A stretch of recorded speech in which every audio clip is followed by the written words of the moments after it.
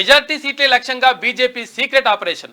రంగంలోకి ప్రత్యేక బృందాలు, అభ్యర్థులకు అండగా షాడో టీంలు, అమిత్ షాకు నివేదికలు. ఇక రాష్ట్రం నుంచి అత్యధిక ఎంపీ స్థానాలపై గురిపెట్టిన కమలం పార్టీ అందుకు అనుగుణంగా సీక్రెట్ ఆపరేషన్ చేపట్టింది. ఇందుకోసం ప్రత్యేక బృందాలను రంగంలోకి దింపింది. ఈ బృందాలు అత్యంత రహస్యంగా 4 విభాగాల్లో పనిచేస్తున్నాయి. లోక్సభ ఎన్నికల్లో క్షేత్రస్థాయిలో రాష్ట్ర పార్టీ కార్యాలయంలో, జాతీయ పార్టీ కార్యాలయంలో 3 ప్రత్యేక బృందాలు పనిచేస్తుండగా పార్టీ అభ్యర్థులకు అండగా షాడో టీంలు కొనసాగుతున్నాయి. ఈ 4 బృందాలు కొన్ని కీలక నివేదికలను కేంద్ర హోంమంత్రి, పార్టీ అగ్రనేత అమిత్ షా కార్యాలయానికి నివేదిస్తున్నాయి.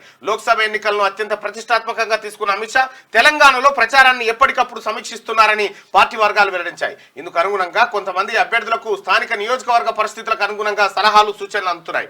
దేశవ్యాప్తంగా సొంతంగా 370 సీట్లను కైవసం చేసుకోవాలని లక్ష్యంగా పెట్టుకున్న బీజేపీ అగ్రనాయకత్వం అందులో తెలంగాణ నుంచి కనీసం 10 గెలుచుకోవాలని రాష్ట్ర పార్టీకి నిర్దేశించింది. ఈ లక్ష్యానికి అనుగుణంగా 1-2 మినహా మిగతా చోట్ల మొత్తానికైతే 10 గెలుచుకోవాలని టార్గెట్ గా పెట్టుకుందట భారతీయ జనతా పార్టీ. అందుకోసం ప్రత్యేక షాడో టీంలను ఏర్పాటు చేసిందట అనేది వార్త. బీజేపీ అభ్యర్థుల నామినేషన్లకు ఢిల్లీ నుంచి నేతలు, కేంద్ర మంత్రులతో పాటు బీజేపీ పాలిత రాష్ట్రాల ముఖ్యమంత్రుల రాక. నేటి నుంచి 25 వరకు నామినేషన్ల పర్వం. నేడు నామినేషన్ వేయనున్న మల్కాజ్గిరి, మహబూబ్ నగర్, మెదక్ అభ్యర్థులు అంటే ఈటల రాజేందర్, అక్కడ రఘునందన్ రావు, డికే అరుణ.